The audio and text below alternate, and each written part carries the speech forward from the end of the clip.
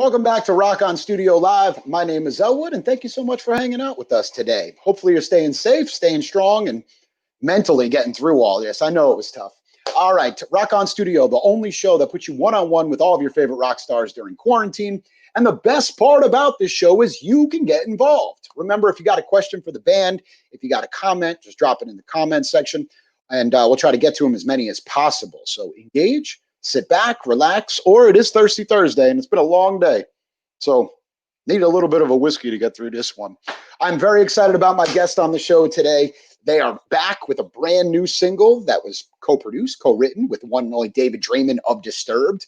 And I feel like it's full circle with this band because I was lucky enough to have them in my radio station the day they signed a record deal. And from there on out, they have just continued to grow and grow and grow and becoming one of the powerhouses in rock radio. It all started off with Brother, and now we've got the debut record coming out next month. So without further ado, I would like to proudly welcome to the Rock On Studio Live studio, the one and only Saul. Woo! How's it going? Hey, I know. I need like something more like woo. Yeah, confetti or something. Yeah. Well, the NFL pulled like watching sports now and like the fake crowd noise that they're using from video games. It really throws me off because like you hear it, but then there's nobody there. So I don't know. I don't know if it works. I don't like it. Just be quiet. You know what I mean? Just like we know nobody's there.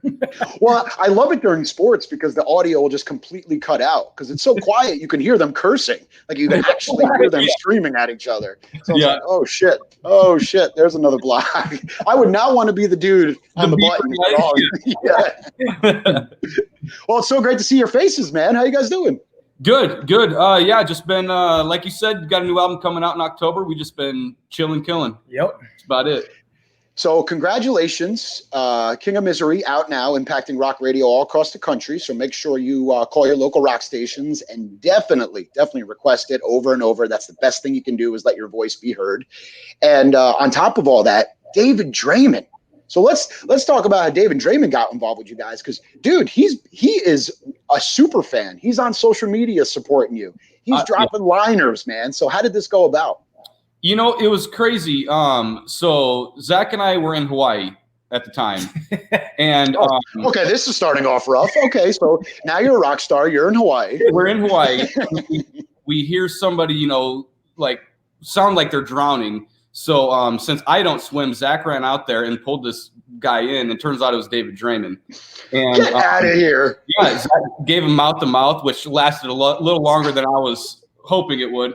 And then when he came to, he just like, let's write a song together, dudes, before he even realized who we were. And that's how it came about. Yeah. Oh, that's a perfect scenario, man. It's a dream come true. I can't wait to see the fucking movie. Like it's like Castaway-ish. Imagine someone, you know, calling for help, and then all of a sudden I turn into like Pamela Anderson on Baywatch, and like my jugs are just no. Yeah, no. It was. I wish it was a cool story like that. It was just he turns out he was a fan of us, and he knew Brother very well, and when he was approached, like, hey, you interested in doing a song with the dudes from Saul? Yeah, he jumped on. He's like, yeah. He's like, I'm behind it 100%. So I just had to spice it up a little bit there because it was a really boring story. No, it makes it so much better. It's usually my people know his people, and then we got it. Yep. But I mean, to be honest with you guys, like I met you when you were first getting this whole thing going, when Brother really took off. It was featured on Octane. And then it went to FM radio. I am proud to say that my radio station that I'm on was one of the first in the country to be playing that song from hearing it. And I said, you guys got to get in here. Then we had you in studio. You played a local show for us. And now you have your debut, Rises Equals, coming out October 23rd. Pre-orders are being taken. And David Draiman's writing songs. I mean, fuck. I mean, that's a whirlwind over the last couple of years, man. Yeah. You know, it all happened really fast. Like, it was just like you said, like one day we're just independently releasing a song to getting signed to working with guys like David Draiman and Morgan Rose of Seven Dust. I mean, it all happened like super, super fast, but it was really hard to keep up there for a little bit. But, you know, we're getting our bearings together and figuring it out, especially through these weird times. It'd be a lot harder if we were especially being on the road right now, trying to figure all this stuff out and doing the writing. Yeah. So quarantine kind of kind of benefited a little bit, Right. but I mean, as far as the touring aspect goes, no, it was terrible. Yeah, so you're not touring, but you got to admit, you've played more shows than a lot of other bands have during all this. You have figured out a way to navigate, to get in front of your fans and get on that stage. And let's be honest, let's just go right at it. Did you have any hesitation doing it? Were you worried about COVID for yourself or for anybody else? What was going through your mind? You know, kind of, I would say I'm not real worried about it. If I get it, I mean, I get it. But you know, everybody that comes there, you know, if they're wearing their mask and everything, I think everybody's cool. Everybody kind of kept their distance as much as could be. And, you know, they're, you know, grown adults. Yeah. I think at the end of the day we are adults and we can make our own decisions. And, you know, we were worried about the backlash of that. We only saw a little bit. So it's actually pretty cool. Yeah, we did a total. It was only 4 shows, 2 nights at Sturgis. And then a couple festivals in Iowa. So it's not like we were out crazy touring. So Right. You could be Smash Mouth. They're getting a lot of press lately. Have you seen what they're doing? it's for some reason when we got back from Sturgis, we did direct support with Hinder, but the newspaper in Lincoln, Nebraska had to write up a report about how we're bringing COVID back to the Midwest. Like, we weren't even the last to play, dude. Hinder was the headliner. What the hell? Yeah. And it's a picture of us on stage with the crowd. Like, what the hell? Come on, I mean, dude. they got the lips of an angel, dude. Man, Lips of an Angel was a song that always killed me, man. I was doing radio when that song got really big, and girls used to call the radio station all the time, and they would request Lips of an Angel. It's so beautiful. Finally, I just stopped and said, "Do you know what that song is about? Do you know who the Lips of the Angel are? It's not you. It's the other girl that he's with. So if you're that girl, cool, I get it. But if you're not, what are you doing with your life?" How often so romantic. The song about him cheating on his girl with another girl in the other room, and girls just requested it nonstop. I'm like, I give up. That's funny though. So, what Rises Equals album coming out October 23rd. Have you guys been working on this through quarantine? Was this album done and it was put on hold doing it? Give us a little background to how that went down. You go on. So we got signed to Spine Farm, 4 months after Brother was on radio. And then they pretty much immediately had us go back into the studio to start on the full length. I think we went in for the full month of June of 2019 and started it. And then we got a majority of it done. And then after COVID hit, we decided to go back in and try writing some more songs. So we got 4 or 5 more songs during the pandemic. 4 for sure. And actually, King of Misery was the very last song we wrote. Yep. Always how it works out. How it works out. Yeah. And that was, I mean, as much as I like doing this, it was hard. I mean, it was just disappointing writing with David on that song because it was in a scenario like this over Zoom. Just like this. Yeah. Just Zach playing sitting there with the guitar. guitar and me and David singing. I can't hear. What? Yeah. Come on, people are having sex over this. You could write a song over it. We'll leave it on that. Really? What are you doing later? Nothing. I'll tell you that. Absolutely nothing. Well, he's already started with the whiskey, so it's only up from here. Dude, it's 2020. There is no excuses. Anything goes now. It doesn't matter. Anything goes. 100%. Well, congratulations over all the success from Brother all the way to where we're at now. No matter what's going on in the world, you still got to be excited that you put in all this hard work. You got David Draiman involved. You've got Seven Dust. I mean, come on, dude. These are all bands that you looked up to, and now you're, no pun intended, coming up as equals with all these guys. You know what I mean? It's awesome. Yes. And it's the craziest thing, we're small town Iowa dudes, population us. 100 people, so, having guys like that where we looked up to for such a long time, getting them on the phone or over Zoom and just them saying they're a fan of us. I mean, that was game changer. Right. That was a moment of like, man, maybe we're making it. You know what I mean? Yeah. So that's the kind of stuff I really love. Yeah, 2020 really hit me hard because, God, it feels like forever ago. But this year was stacked with rock festivals, rock concerts, Rammstein doing stadium shows for the first time ever, Metallica headlining everywhere, including your wedding and your bar mitzvah. I mean, there was like everything was going on. It was all rock all year. And then it all came to a halt. And I was like, seriously? This was like the year. Yeah. And we're still going to have that year. And I said the people that were going to hurt the most out of this weren't going to be Disturbed. It wasn't going to be Korn. These bands weren't going anywhere. It was bands like you guys who were right on the brink of being that breakout band, and you had to kind of come to a halt, and the momentum slowed. But don't let the momentum stop. Keep it going and go right into 21. And I know bands like you guys will get that shot for sure. Yes. I mean, that was definitely when the pandemic first hit and then it went into, pure lockdown mode. We definitely had some calls, between the band and management on how to stay active. Mm-hmm. And, luckily, things like YouTube and everything and doing all the research of being able to do live streams and then going live from our social medias, trying to stay connected, because, connected and relevant. Yeah. Because it's like the bands that aren't trying to interact and stay relevant with their fans, are they going to be able to come out next year? I don't know. Who knows? Especially at our level. Yeah. When you're still, we're always in climb mode of what's the next step? What's the next thing? Yeah. What do we have to accomplish? And just, having that and staying true to that of trying to interact, Well, just like what you were saying, we immediately after lockdown, we had to cancel 75 dates. We were supposed to go out with Hell Yeah and All That Remains. And ooh, that would have been good. Yeah. So we're really big Chad Gray fans. Yeah. So it was disappointing. Yeah, we took a big hit. Yeah. But you'll get there. 2021 will come, and you got even more time to work on that album.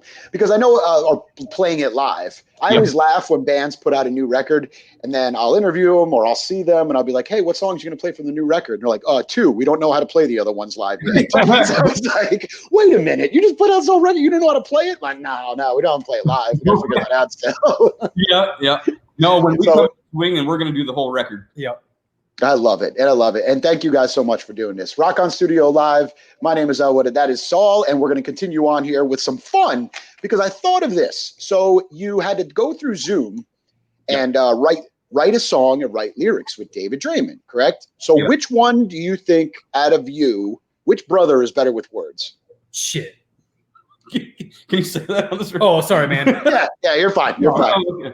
Okay. Probably technically Blake. Turns out I don't know how to read too good. And this is going to be fantastic. I can't let you go without having a little fun. All right. Yeah. So we're going to have some word fun here. The name of this game is Incoherent. So I will hold up a card to the camera. There will be words on that card. Obviously, they will not be written out. It would be more of if your drunk friend was trying to tell you something and you were trying to figure it out. Okay. Okay. So I will hold up the card. I have my timer here, or you guys can just it's not drugs, it's a timer, okay, people? So when I flip this over, we're going to get through it, and we'll figure out which brother is better with words, okay?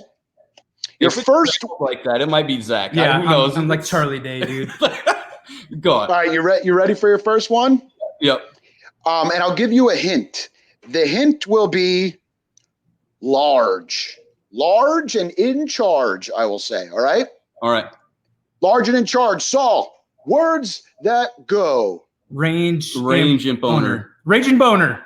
Boom, that is one. Zach is the number one. I told you, Zach, man. I told you. Right. I got to keep this down. All right, Zach won. All right, we'll leave it at that. I got my pen. I got this one. All right. Quick burst. Mean Hut Man. Burst. Quick burst. 3, 2, 1, done. Mean Hut Man. Mean Hut. What? Mean Hut Man. 3, 2, 1, done. Ugh. 3, 2, 1, done. Mean Hut Man. Oh my God. Mean Hut Man. Minute Man. Yeah! Come on, I thought the 3, 2, 1 ugh would have done it. Boner, Minute Man. Did you talk to my wife? All right. This one is not sexual. I'll tell you that. But this one has to do with from when the first time I met you guys to where you're at now. So that will be your hint. Okay? And go. Start if rum tub pot hum. Stardom. So wait, start if rum tub potum. Started from the bottom. Ow! Boom! All right, Blake is finally on the board with 2 left to go. Dang it. Okay, I can come back. Current score, Zach 2, Blake 1. All right, your clue, 2 left. Thank you for your honesty. Can't deny. Can't deny is your clue. I'll hike. Pig bus. Pig bus. Gun high. What the hell? I like big butts and I cannot lie. Yes! Wow. You played this game before. I like big butts and I cannot lie. There you go. Damn. Oh, wow. Okay. I love how the clue is thank you for your honesty. Like, what? Nobody's saying that. No. Thank you for your honesty. All right, guys. It's 2-2. Can I get a graphic on the screen? I want to make sure it says 2-2. Now for Final Jeopardy. You are going to win absolutely nothing, but at least it's fun. Yeah. You're in Iowa, so we're going to leave the final question of the night. Your clue will be Iowa. Girls from Iowa. Okay. And boom, Final Jeopardy. River Scowl Curl. River Scowl Curl. Reverse cowgirl.